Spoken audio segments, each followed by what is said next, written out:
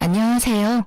저는 평소 사연을 들으며 육아 스트레스를 풀고 있는 애청자입니다. 사연을 듣다 보니 참 다양한 이혼 사유들이 있던데 저 역시 소개된 사연 못지않게 경악스러운 이혼 사유로 이혼하게 되어서 이렇게 사연을 보내봅니다. 저와 남편은 친구의 친구였어요. 그러니까 한 남자인 친구를 중심으로 남편은 친구의 초등학교 때부터 친구, 저는 그 친구의 고등학교 때부터 친구였어요. 20대 중반이 넘어갈 때쯤 이야기로만 듣던 남편과 술자리를 하게 되었고 그 이후 저희는 친하게 지내며 함께 시간을 보내곤 했죠. 남편과 저는 어느 날부터 서로를 좋아하게 되었고 친구 역시 여자가 생겨 4명이서 함께 잘 어울려 다녔죠. 결혼 역시 저희 부부가 먼저 하고 2달 뒤에 친구 커플도 결혼하게 되며 더욱 사이는 돈독해졌어요. 그렇게 저흰 변하는 계절마다 함께 여행도 다니며 출산도 비슷한 시기에 하게 되는 둘도 없는 친구 사이가 되었어요. 출산을 하고 난 직후를 제외하곤 자주 왕래하며 지냈어요. 함께 육아를 하기도 했고 문화센터도 함께 다니며 많은 시간을 함께 보내곤 했어요. 아기들이 돌이 지나고 난 뒤에는 각자 친정 또는 시댁의 아기를 맡기곤 부부들끼리 여행도 다니곤 했어요. 그런데 생각조차 하지 못했던 곳에서 문제가 생겨나더라고요. 그건 바로 남편의 행동이었어요. 그날도 아기는 시댁에 맡기고 부부 동반 여행을 떠났고 주변을 산책 겸해서 구경하고 있는데 벌 2마리가 주변을 맴돌기 시작했어요. 저와 친구의 아내는 소리를 지르며 호들갑을 떨기 시작했고 남편과 친구는 벌을 쫓아내기 바빴어요. 그런데 문제는 여기에서 일어났죠. 아니, 글쎄 친구는 그렇다 치고 남편까지 친구 아내 옆에 붙어 벌을 쫓아내고 있는 것이 아니겠어요? 친구야 자기 아내의 옆에서 벌을 쫓는 것이 당연했지만 내 남편이 친구 아내의 옆에 붙어 그러고 있는 것은 참 이상할 뿐더러 그 행동에 대한 서운함은 엄청나게 크더라고요. 제가 서운함의 남편을 보고 있으니 남편이 이렇게 변명을 하더군요. 아니, 그게 아니라 이쪽에 벌이 더 많아서 쫓다 보니 이렇게 됐네. 당신 괜찮아? 쏘이진 않았어? 이제 와서 걱정한다고? 그쪽에서 그렇게나 열심히 쫓아내놓고? 에이, 미안해. 내 맘 알지? 벌이 있는 쪽은 제 쪽이었는데도 불구하고 남편은 친구 아내가 있는 쪽에 벌이 많았다며 변명하더군요. 빠른 사과를 하는 남편을 보며 애써 서운한 마음을 억눌렀지만 알게 모르게 친구 아내를 챙기는 모습에 그 서운함은 점점 쌓여갔어요. 그렇게 숙소에 도착했고 저의 서운함은 그만 폭발하고야 말았습니다. 숙소에 도착한 저희는 역할 분담을 하기로 했고 남자들은 짐을 옮기고 여자들은 고기와 새우를 구우며 간단한 식사 준비를 하기로 했죠. 친구 아내와 저는 고기와 새우를 굽기 시작했고 갑자기 새우 껍질 파편 같은 것이 딱 소리를 내며 제 얼굴에 튀어버렸어요. 전 너무 놀라고 아파 악소리를 냈고 친구 아내는 다치진 않았지만 소리에 놀라 악 하고 소리를 지르더군요. 저희의 소리를 들은 남편이 달려와 상황을 대충 살폈고 사왔던 얼음을 봉지에 넣은 후 수건으로 감싸더군요. 전 당연히 저를 위한 것이라 생각했고 손을 내밀었어요. 하지만 그 얼음은 제가 아닌 친구 아내의 얼굴로 향했고 전 그 순간이 너무 당혹스럽더라고요. 하지만 저보다 더 당황한 친구의 아내가 멋쩍은 듯 자신은 다치지 않았고 제가 다쳤다며 얼음을 저에게 내밀었고 전 순간 기분이 팍 상하며 서운함이 폭발해버렸죠. 자기 눈에는 다친 내가 안 보여? 누가 봐도 다친 쪽은 나잖아. 진짜 미안. 순간적으로 너무 놀라서 그랬어. 그것도 변명이라고 해? 순간적으로 놀란 상황이었다면 더더욱 그 얼음은 내 얼굴로 왔어야지. 지의 얼굴이 아니라. 그게 진짜 미안. 순간 보이는 게 지혜씨 놀란 얼굴이라서 손이 먼저 나갔나 봐. 당연히 여보부터 챙겼어야 했는데 먼저 보인 얼굴이 지혜씨라서 나도 모르게 그만. 정말 미안해. 그 말도 정말 황당한 거 알아? 지혜만 소리를 지른 것도 아니고 나도 소리 질렀는데 어떻게 내가 아닌 지혜를 먼저 볼 수가 있어. 난 당연히 다쳤을 거라 생각했다니까. 아니, 그리고 생각해보니까 내가 마냥 미안하다고 하는 것도 이상하지 않아? 난 정말 지혜 씨가 다치고 당신은 괜찮은 줄 알았어. 너무 놀란 상태였고 그 순간 처음 보인 게 나랑 마주보는 자리에 있던 지혜 씨였으니까. 그래서 지혜 씨한테 얼음을 챙겨준 것뿐이야. 그게 그렇게 잘못된 행동이야? 당신이 이렇게 화낼 만큼? 당신은 지금 내 말을 하나도 이해하지 못했구나.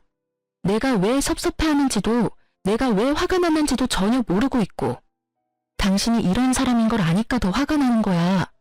남일이라면 그게 설사 나라도 이렇게나 관심이 없는데 오늘 당신 행동은 유독 거슬리잖아. 당신은 모르겠어? 당신 오늘 행동 이상한 거? 남편은 제 말에 아무 말도 못하더라고요. 저는 그 모습에 더욱 화가 났지만 더는 친구 부부 앞에서 심한 꼴을 보이고 싶지 않았기에 흥분을 가라앉히고자 방으로 들어와 버렸어요. 혼자가 되자 서러움이 복받쳐 눈물이 나기 시작했고 곧 주체할 수 없이 눈물이 나오더라고요. 그 순간 친구의 아내가 방으로 들어왔고 울고 있는 저를 보고선 괜히 자신이 미안하다며 저를 달래주기 시작했어요. 혜진아, 울지 마. 아, 괜히 나 때문에 내가 미안해. 네가 왜 미안해? 잘못은 내 남편이 했는데 네가 미안해할 이유 전혀 없어. 그게 아니라 사실은 내가 요즘 우울증 증세가 좀 심해졌거든.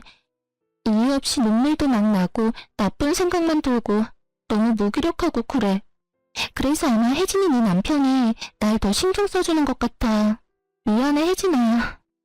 아, 그래? 그랬구나. 전 이상했어요. 평소 섬세함, 다정함과는 거리가 멀어도 한참 먼 남편이 친구 아내가 우울증인데 이렇게까지 신경을 쓰는 것도 이상했지만 친구의 아내가 우울증이 심하다는 것까지 세세하게 알고 있다는 사실이 더욱 이상하고 이해가 되지 않았어요. 친구가 우울증 이야기를 하며 잘 챙겨달라고 했겠지 라고 생각해 보려고 해도 그 역시 말이 안 됐어요. 같은 여자이고 더 가깝게 지내는 제가 있는데 저에게도 말하지 않은 사실을 굳이 남편에게 말했을 리가 없었으니까요. 어떻게 생각을 해도 남편의 행동은 분명 이상했어요. 이상한 것 투성이었지만 기껏 기분 전환 겸 온 여행에서 더는 분위기를 망치고 싶지 않았고 그렇기에 사과를 하러 온 남편의 사과를 받아주었어요. 그렇게 분위기를 맞춰주며 나름 여행을 잘 마무리할 수 있었고 그날 이후 전 남편의 행동을 자세히 살피기 시작했어요. 남편에게 별다른 특이점은 보이지 않았고 변한 것이 있긴 했는데 저와 딸에게 더 신경을 써주며 더욱 잘 대하려고 노력한다는 것이었어요. 그런 모습을 보면 괜한 억측이었나 하는 생각이 들었고 그렇게 전 남편을 향한 미운 시선을 거두고 다시 남편과 잘 지내며 평소와 다름이 없는 일상을 보냈어요. 여행을 다녀오고 난 후 친구 부부와는 자연스럽게 거리가 생기기 시작하더군요. 그 이유는 저희 부부의 다툼 때문이었는데 그런 이유로 다투고 나니 친구 부부를 보는 것이 좀 꺼려지더라고요. 그래서 저희 만나는 날이 줄어들었고 점점 그날의 일을 잊어가고 있었어요. 그날의 일을 잊어가는 만큼 친구 부부와 저희 부부 사이의 갯돈은 쌓여갔고 저흰 이번 여행을 마지막으로 걔는 더 이상 하지 않기로 결정하고 오랜만에 마지막 여행을 떠나게 되었어요. 시간도 꽤 흘렀고 그때의 감정은 많이 무뎌진 상태였기에 비교적 설레는 마음으로 여행을 떠났고 숙소를 보는 순간 정말 오길 잘했다는 생각이 들더군요. 그 당시 갯돈이 많이 모이기도 했지만 비수기 평일이었던 터라 꽤 좋은 독채를 빌릴 수 있었고 생각보다 더 좋은 독채의 구성에 기분이 절로 들뜨게 되었어요. 이번이 마지막 여행이라는 것이 너무 아쉬울 만큼 즐거운 시간을 보냈고 그 즐거움은 저녁 술자리까지 이어졌어요. 술을 꽤 즐기고 잘 먹는 세 사람과는 달리 전 술을 즐기지도 잘 먹지도 못했기에 취기가 오르려고 할 때쯤 저는 먼저 자겠다며 방으로 들어왔고 눈 떠보니 아침이더라고요.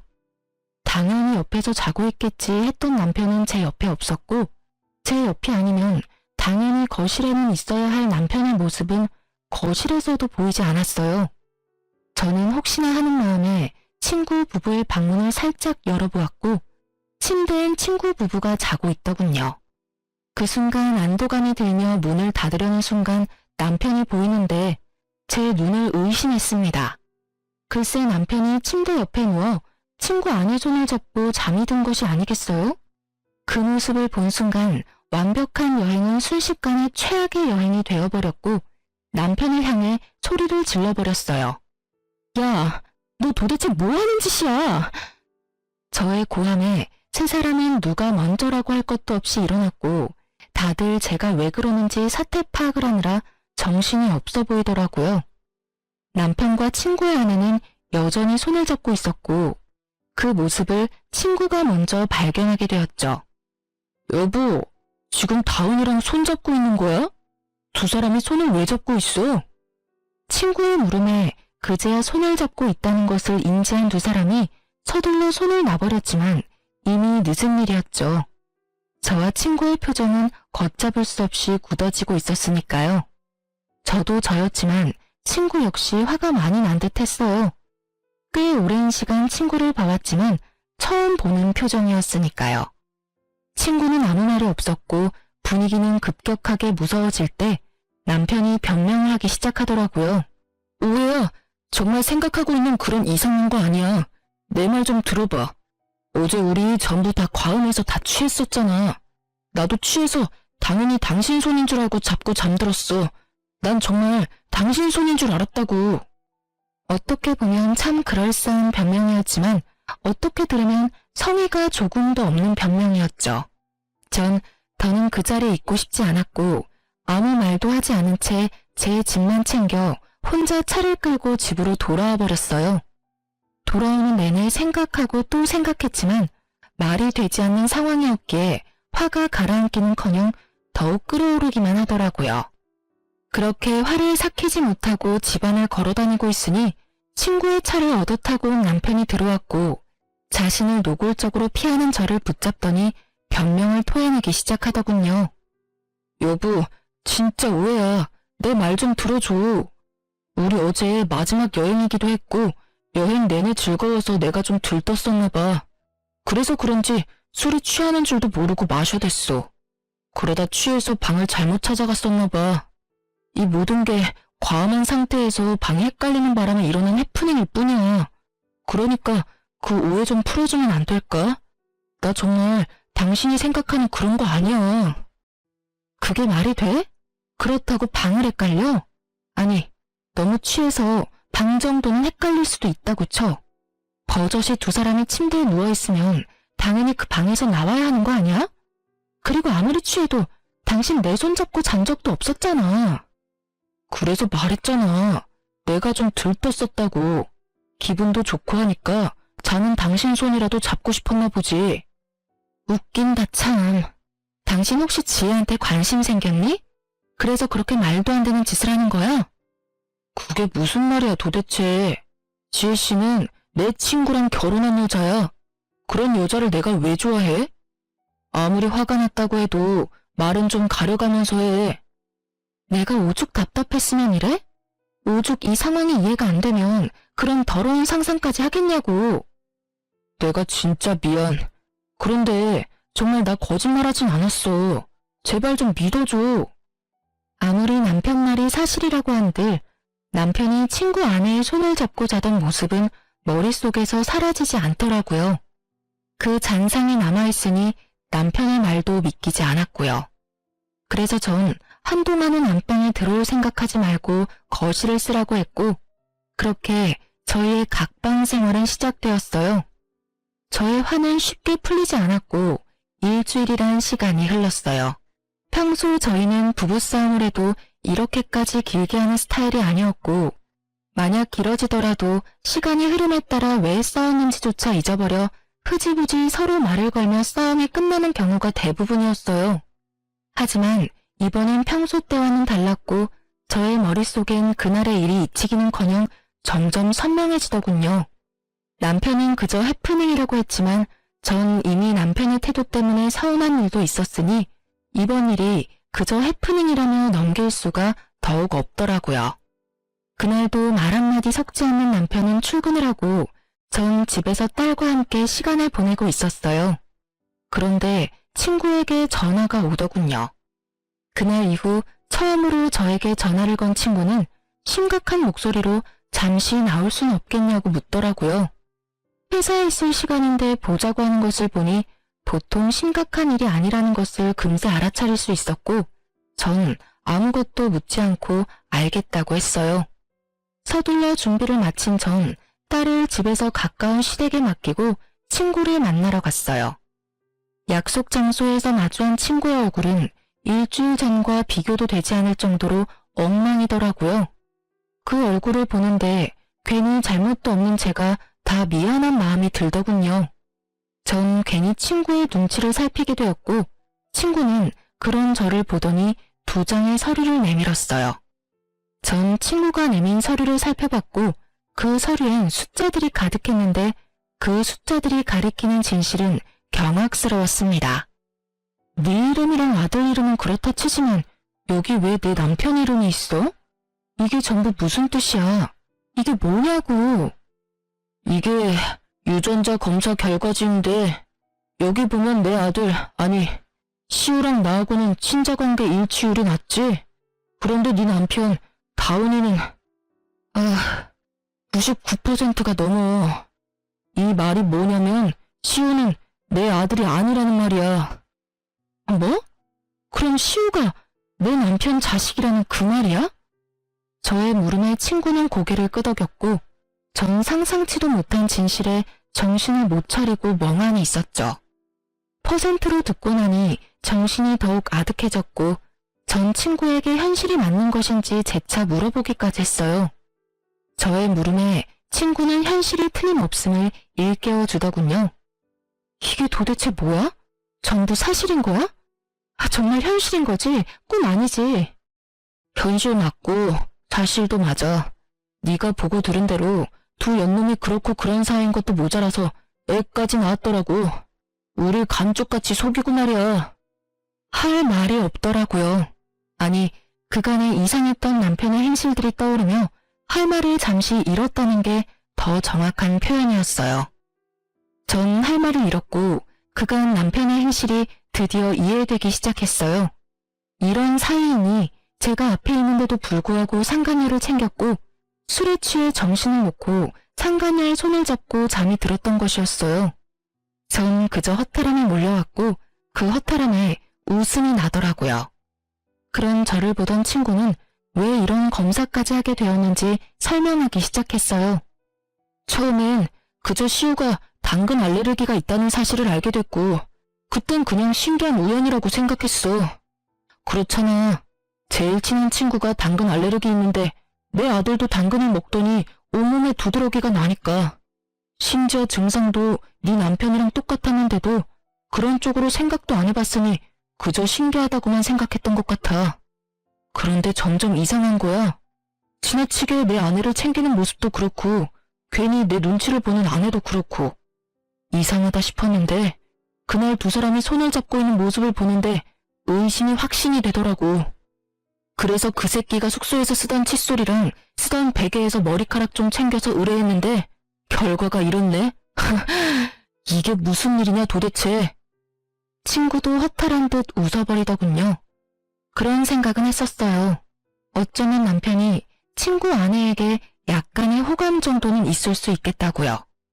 정말 딱 그 정도까진 생각하긴 했었지만 이렇게 깊은 관계라곤 상상조차 한 적이 없었는데 제 앞에 닥친 현실이 너무 아프고 충격적이더군요.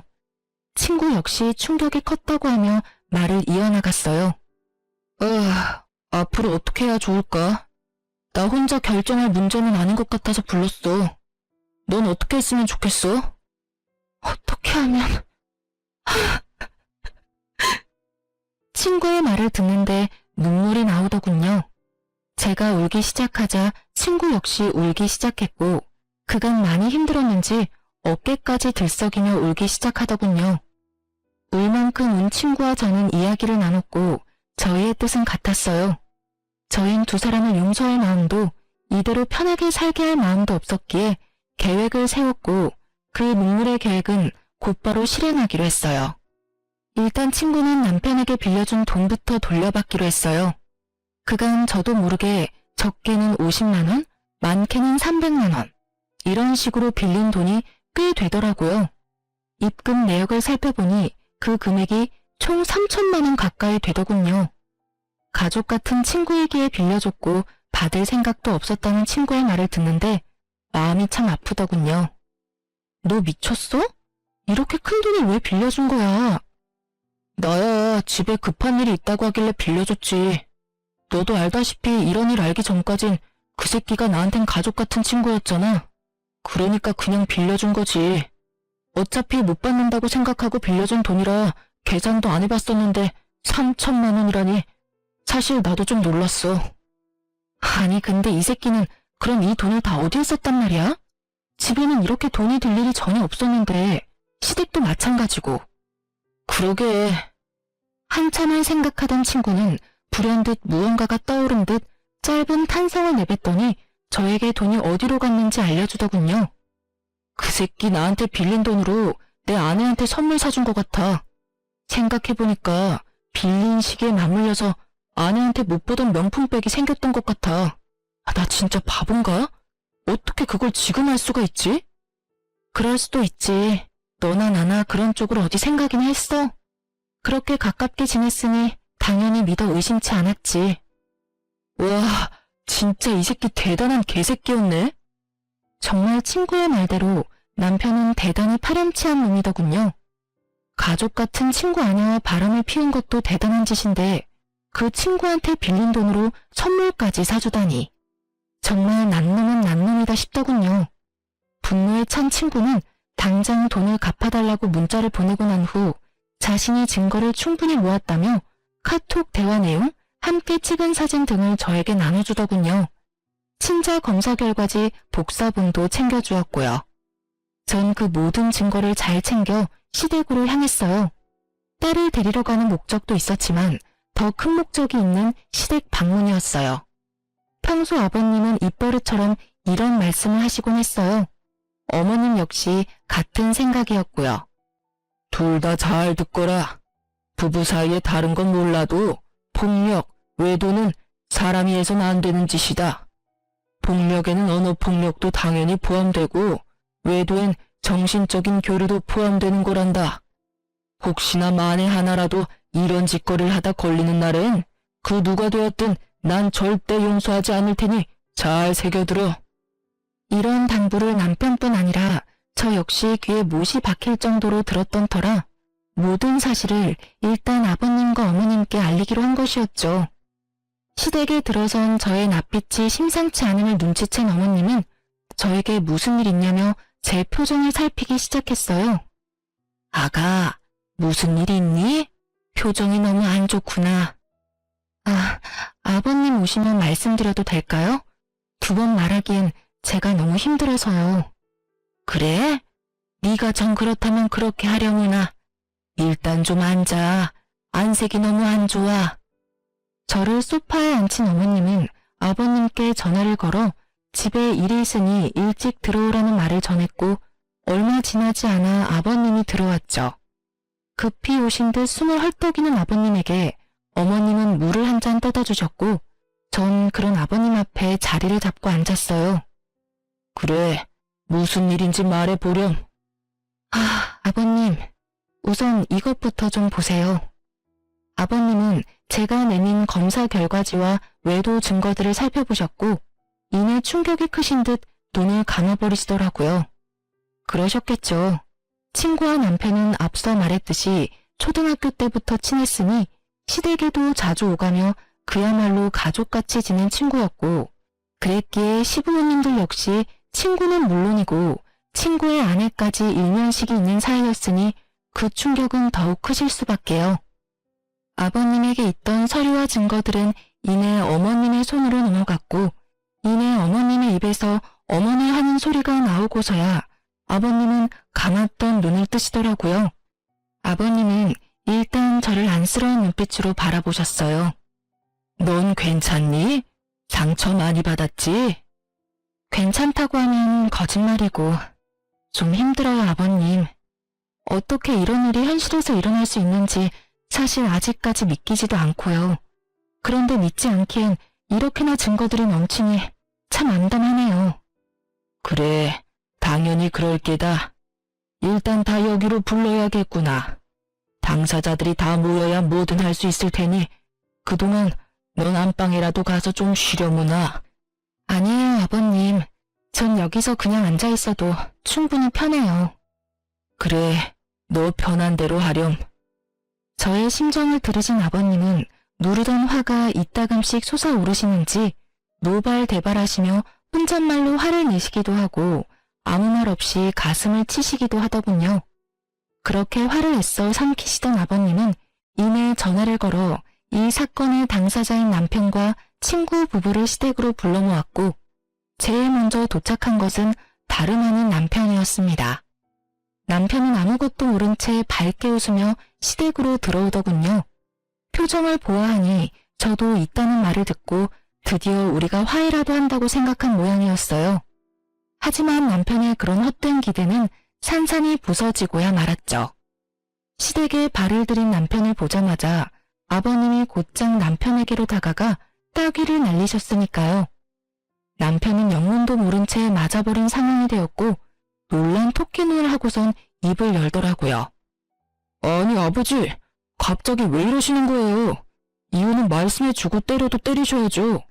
남편은 따지듯 아버님께 물었고 아버님은 대꾸할 가치도 없다는 듯 한 번 더 남편의 따귀를 때리시더군요. 상황이 이렇게 되자 남편은 드디어 상황이 범상치 않음을 깨달은 듯 입을 다물고 있었고 곧 시끄러워질 것을 예상하신 어머님은 품에서 곤히 자고 있는 손주를 안고서 방으로 들어가시더라고요. 아버님은 그제야 남편에게 소리를 고래고래 지르시며 참았던 화를 쏟아내시기 시작했어요. 너 같은 놈이 내 자식이라니 내가 부끄러워서 고개를 들고 다닐 수가 없구나. 내가 널 이리도 잘못 키운 줄도 모르고 남의 집 귀한 딸한테 장가를 보냈으니 이 죄를 어떻게 다 갚느냐 말이다. 네가 제정신인 거야? 아니 인간은 맞는 게야? 어떻게 인간이라는 것이 절대 해선 안 되는 그딴 짓을 하고도 고개를 빳빳이 쳐들고 다닐 수 있단 말이냐? 너 하나 때문에 지금 몇 명이나 상처받고 인생이 망가졌는데 네가 웃어?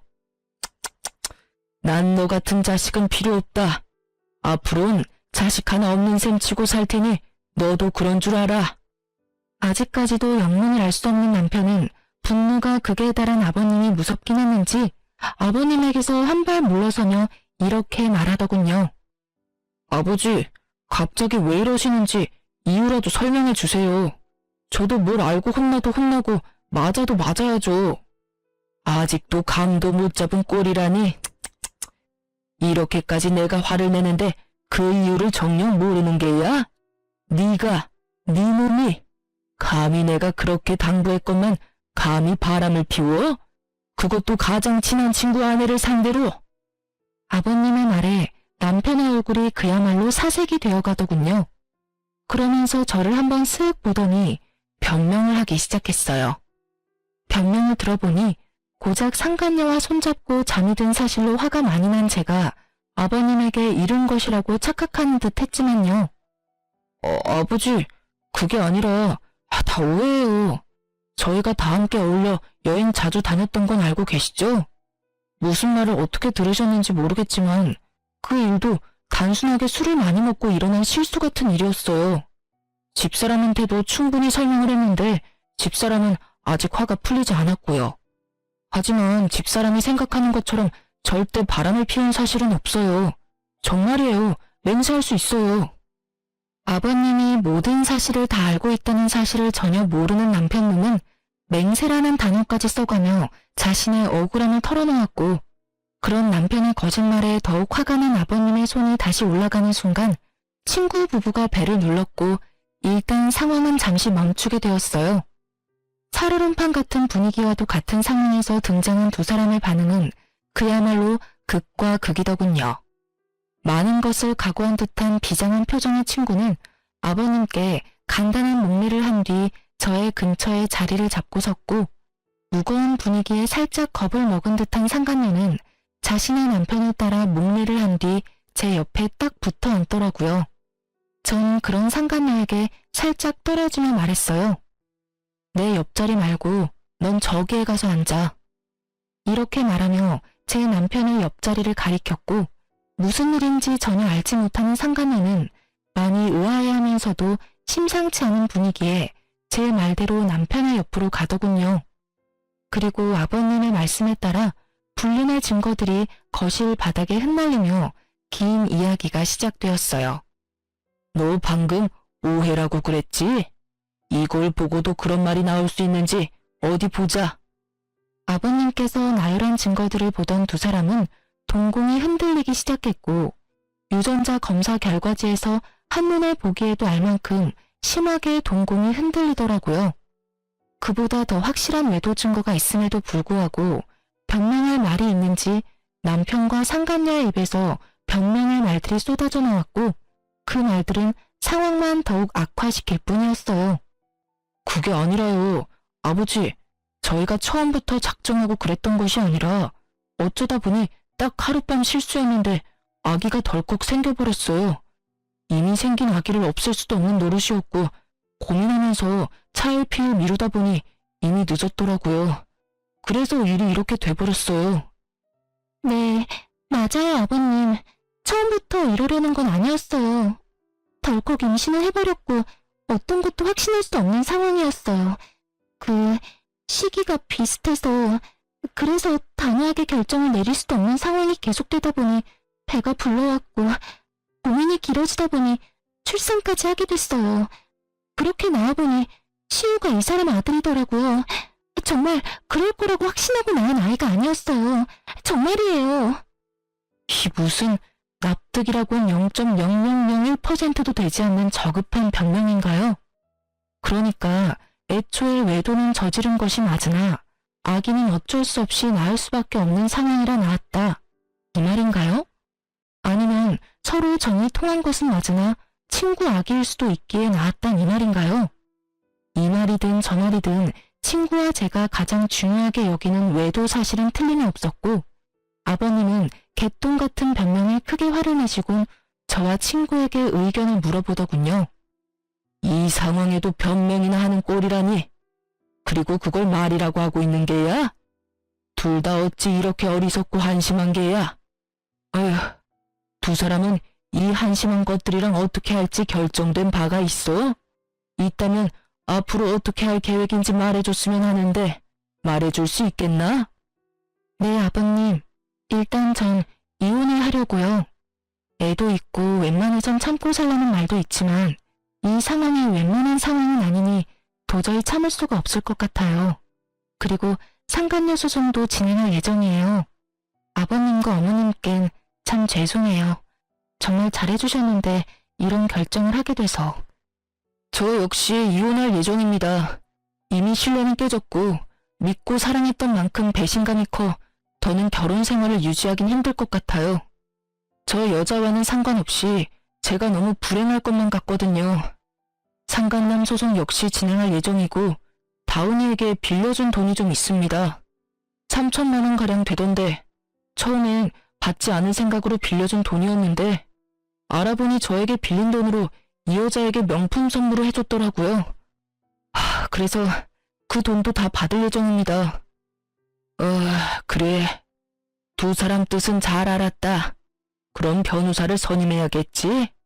마침 내가 잘 아는 실력 좋은 변호사가 있으니 소개해주겠네. 아버님께서는 저를 돕겠다고 작정을 하셨는지 변호사까지 소개해주시겠다고 나섰고 남편과 상간녀는 분위기 파악을 하지 못했는지 반발을 하고 나서더군요. 아버지, 변호사라니요. 꼭 이렇게까지 하셔야 합니까? 저 두 사람이 아닌 제가 아버지 자식이잖아요. 그것도 하나뿐인 아들. 그럼 저한테 꼭 이렇게까지 하셔야 합니까? 그래요, 아버님. 전 아버님의 세상에 둘도 없는 손자까지 낳은 여자라고요. 그런데 왜 혜진이 편만 들어주세요? 엄연히 이 집 장손을 낳은 건 저라는 사실을 이제 잘 아시잖아요. 그래요, 아버지. 과정이 어떻게 됐든 대가 끊길 뻔한 집에 떡하니 장손을 낳아준 여자라고요. 그러니 마음 좀 푸시고 저희 상황도 좀 이해해 주세요. 상황 파악은 전혀 하지 못하고 저런 말이나 하는 남편과 상간녀를 보는데 참 어이가 없더군요. 이 와중에 장손 타령이라니 인간의 탈을 쓰고 어찌 저리 뻔뻔할 수가 있었을까요? 다름 아닌 저와 친구가 떡하니 보고 듣고 있는 걸 잊었을 리 없을 텐데요. 오만 생각이 다 드는 그 상황에서 한 가지는 분명하더군요. 저 두 사람은 저와 친구에게 미안한 마음이 조금도 없다는 것을요. 그렇지 않고서야 모든 사실이 밝혀진 지금 저희에게 사과는커녕 미안하단 눈빛조차도 보내지 않을 리가 없었을 테니까요. 상황이 이렇게 되자 전 어떻게 해서든 두 사람을 나락으로 떨어뜨려버리고 싶었어요. 남편을 너무 사랑했던 만큼 배신감 역시 엄청났으니까요. 아버님 역시 이런 제 마음을 100번 이해한다는 듯 부들부들 떨고 있는 제 손을 토닥여주시면서 남편을 향해 호통을 치시더군요. 하나뿐인 아들? 내 말을 잊은 게야? 난 분명 너 같은 자식은 이제 없는 셈 친다고 하지 않았느냐? 다시 한번 말해주마. 오늘부터 넌 내 자식이 아니다. 즉 연을 끊자 이 말이야. 그러니 자연스럽게 그 아이도 내 손주가 아니다. 아이라도 들이밀며 어떻게 해서든 나한테 비벼볼 생각이라도 하려 들거든.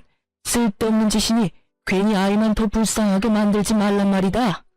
아버지, 그래도 제가 아버지 자식인데 연을 끊겠다니 그 무슨 어떻게 저한테 이렇게까지 매정하실 수가 있어요. 박다훈, 내가 이 이름을 지을 때 얼마나 행복했는지 넌 모를 거다. 그 행복했던 기억과 감정이 아직 내 마음과 머릿속에 남아있는데 내가 이렇게까지 할 땐 그만한 잘못을 네가 저질렀다는 생각은 못하는 게야? 아무리 제가 잘못했다고 한들 혜진이는 엄연한 남이고 제가 아버지 핏줄이잖아요. 핏줄이기에 이러는 것이다. 내 핏줄이기에. 난 네가 모든 사실이 밝혀진다면 적어도 혜진이한테 사과라도 할 줄 알았다. 비록 그것이 눈에 훤히 보이는 거짓 사과라고 하더라도 네가 최소한 사람 새끼가 맞는다면 네가 큰 배신을 한 혜진이에게 사과라도 할 줄 알았다 이 말이다. 그런데 넌 어떻게 했느냐? 혜진이를 보기는커녕 시종일관 어떻게 해서든 교묘한 수로 상황을 피해가려는 행동만 하고 내 눈치만 살피면서 내 마음만 풀어보려고 하지 않았느냐? 그제야 남편은 저와 친구를 바라보더군요. 여보, 미안해. 너한테도 내가 할 말이 없다. 그런데 정말 작정하고 두 사람을 속인 건 아니었어. 그것만은 믿어줘. 이때껏 아무 말도 없다가 기껏 한다는 말이 저 따위더라고요. 얼마나 어이가 없었으면 그 심각한 상황에 코웃음이 다 나더군요. 작정한 게 아니야? 정말 그랬다면 모든 사실을 알았을 때라도 두 사람이 만나지 말았어야지. 관계를 끊었어야지. 적어도 우리한테 그 정도 예의는 지켜줬어야지. 그 당연한 예의도 지키지 못했으면서 작정하고 속인 게 아니야. 넌 지금 그걸 사과라고 하며 그걸 변명이라고 짓거리는 거야? 할 말이 없으면 차라리 하지를 마. 그 편이 덜 비참해. 아니야. 정말 미안해. 진심이야. 진심이라는 남편의 말과는 달리 그 눈동자엔 어떠한 미안함도 담고 있지 않더군요. 그 눈빛을 보는데 절망감조차 느껴지지 않더군요. 친구 역시 저와 같은 마음인 듯 남편을 바라보는 눈빛에 기대라곤 찾아볼 수 없더라고요. 그런 남편의 눈빛과 저의 마음을 아버님 역시 알아채시고 말하셨죠. 그걸 진심을 담아서 한 사과라고 하는 것이냐? 난 너를 이렇게 파렴치한 놈으로 키운 적이 없는데 네가 이렇게 컸다면 그 역시 내 탓이라고 생각한다. 그렇기에 더욱 난 너를 자식으로 받아들일 수가 없는 게야. 난 내 하나뿐인 자식을 보지 않는 것으로 자식을 잘못 키운 벌을 받을 생각이다. 네 엄마도 내 뜻을 따르기로 했고 그러니 더는 설득할 생각 말고 이 집에서 나가거라. 그리고 두 번 다신 이 집에 발도 들이지 말거라. 그렇게 상황은 마무리되었고 한동안 제 마음은 편치 않았어요. 아버님이 평생 아들을 보지 않는 것으로 자신 역시 벌을 받는다는 말이 가슴에 깊게 남아 마음이 참 아프더라고요. 평소 아버님이 남편을 얼마나 아끼고 사랑했는지를 누구보다 잘 알았기에 더욱 그 아픔이 크게 다가왔던 것 같아요. 친구와 전 아버님께서 소개해주신 변호사분을 만나 충분한 상담을 한 후 이혼과 상간남, 상간녀 소송을 진행하기로 했어요. 그렇게 이혼이 진행되는 사이 아버님이 그간 가족으로 살 수 있어 여러모로 고맙고 행복했다며 살고 있는 집 명의를 아버님 명의에서 제 명의로 돌려주시더라고요. 이까짓 걸로 제 마음을 풀어보려는 것이 아니라며 그저 자신이 줄 수 있는 양육비이자 위자료라고요. 혼자 딸을 키워나가는 것이 제가 예상하는 것보다 훨씬 힘이 드는 일이라는 걸 저는 알고 있었고 그렇기에 전 그저 감사하다며 받았습니다. 소송이 시작되었고 생각보다 그 과정은 더 치열하고 더럽더라고요. 하지만 증거는 더할 나위 없이 명확했고 저와 친구는 원하는 대로 소송을 마칠 수가 있었어요. 결혼할 때도 맨몸으로 시집왔던 상간녀는 위자료를 감당할 여유 따윈 없었고 상간녀에 대한 마음이 진심인 전 남편이 자신의 위자료와 상간녀의 위자료까지 감당하고 나서더군요. 한 푼도 빼지 않고 다 받을 수 있다는 안도감과 함께 배알이 꼬이는 것은 어쩔 수 없더라고요. 사람 감정이란 게 참 마음 같지 않다는 걸 다시 한번 깨달았네요. 그렇게 전 남편은 빚더미에 앉게 되었어요. 외도를 저지른다고 모은 돈도 없는 상태에서 상간녀의 위자료도 감당해야 했고 친구에게 빌린 돈도 한꺼번에 변제해야 했으니 그건 당연한 결과였어요. 두 사람은 좁은 원룸에서 살림을 시작했다는 소식이 들려왔지만 그 눈물겨운 사랑도 찰나더군요. 진심으로 상간녀를 사랑했던 전 남편과는 달리 상간녀는 가난을 이겨낼 만큼 남편에 대한 마음이 절절하진 않았고 결국 전 남편을 버리고 아들과 함께 친정으로 가버렸다고 하더라고요. 그렇게 저에게 씻을 수 없는 상처를 준 전 남편은 든든한 울타리와도 같았던 부모님도 잃고 가슴 절절하게 사랑했던 여자에게도 버림받아 남은 것이라곤 큰 금액의 빚뿐이었죠. 친정으로 도망치듯 떠난 상간녀의 결말도 좋진 않았어요. 참 통쾌하게도 상간녀의 친정 역시 그런 파렴치한 행동으로 인해 이혼까지 당한 상간녀를 받아주지 않았고 전 남편에게 돌아갈 바엔 혼자 사는 것이 더 이롭다고 생각한 상간녀는 그 길로 지방 어디로 갔다는 소문만 무성할 뿐 정확한 행방을 아는 사람은 없었습니다. 다만 이따금 후회로 가득한 장문의 문자가 친구에게 오는 걸 보니 나쁜 마음은 먹지 않고 살고 있구나 정도는 알 수 있었죠. 전 육아로 인해 휴직 중이었던 회사로 복직하게 되었어요. 복직으로 인해 어쩔 수 없이 부모님의 도움을 받게 되었지만 부모님은 적적하던 참에 오히려 잘 됐다며 저를 보듬어 주시더라고요. 부모님께 참 여러모로 죄송하고 감사하네요. 집은 친정에서 가까운 곳으로 이사를 하게 됐는데 딸 때문도 있었지만 전 남편이 술에 취해 찾아온 적이 있어 서둘러 옮기게 됐어요. 전 시댁과는 연락하며 왕래하고 지내고 있어요. 자주는 아니고 가끔씩이지만 왕래할 때마다 두 분 다 저와 딸을 진심으로 아껴주고 계신답니다. 친구 역시 잘 지내고 있는 듯 하더군요. 아무래도 아직 과거가 떠올라 마음이 힘들어 예전처럼 자주 보진 못하지만 혹시나 못난 생각을 할까 하는 염려스러운 마음에 연락은 자주 주고받으며 지내고 있어요. 친구 역시 저와 같은 마음으로 저에게 자주 안부를 물어주고요. 딸이 크면 클수록 예상보다 큰 돈이 들더라고요. 그때마다 통 크게 집을 주신 전 시아버님께 얼마나 감사한지. 어쨌든 전 이혼한 것만 뺀다면 비교적 평범한 워킹맘처럼 잘 살아가고 있어요. 물론 딸이 더 잘하고 아빠와 함께해야 하는 행사에 참석해야 하는 날이 온다면 그땐 또 딸에 대한 미안함에 마음이 아플 테지만요. 참고로 딸의 아빠를 만들어주기 위해 재혼할 생각은 전혀 없을 뿐더러 저 역시 또 다른 누군가를 사랑하고 믿을 자신이 없기에 아직까진 재혼의 제자도 생각해본 적이 없네요. 뭐 딸을 다 키우고 난 후 그때 좋은 사람이 있다면 남은 여생 친구처럼 함께 늙어갈 생각은 있긴 해요. 너무 먼 훗날의 이야기인가요? 하여튼 저의 지금 유일무이한 단 한 가지 소망은 딸과 함께 행복하게 잘 살아가는 것이에요. 처음 모든 사실을 알고 이혼을 결심하기까지 참 힘들었어요. 막상 친구와 함께 이혼 결심을 하고 복수 계획까지 세우면서도 이게 맞나? 이렇게 되면 우리 딸은 어떻게 하지? 이런 한심한 생각들로 가득했던 것 같아요. 그 당시엔 혼자 헤쳐나갈 길이 너무 험난해 보였고 그 험난한 길에서 딸이 받게 될 상처가 너무 두렵더군요. 그렇게 겁이 많던 전 용기를 내 이혼을 해냈고 지금은 이혼하기 전보다 더할 나위 없이 잘 살고 있고 행복해요. 그러니 남편의 잘못으로 이혼은 하고 싶지만 앞으로 남은 날들에 대한 두려움으로 망설이고 계신 분들께 말씀드리고 싶어요. 이혼이 정답은 아닙니다. 다만 여러분의 인생을 망가뜨리고 구렁텅이에 발을 담그면서까지 결혼 생활을 유지할 필요는 없어요. 저를 보세요. 그렇게 두려워하던 저도 이렇게 나름 잘 살아가고 있잖아요. 그러니 한 번만 용기를 내보세요.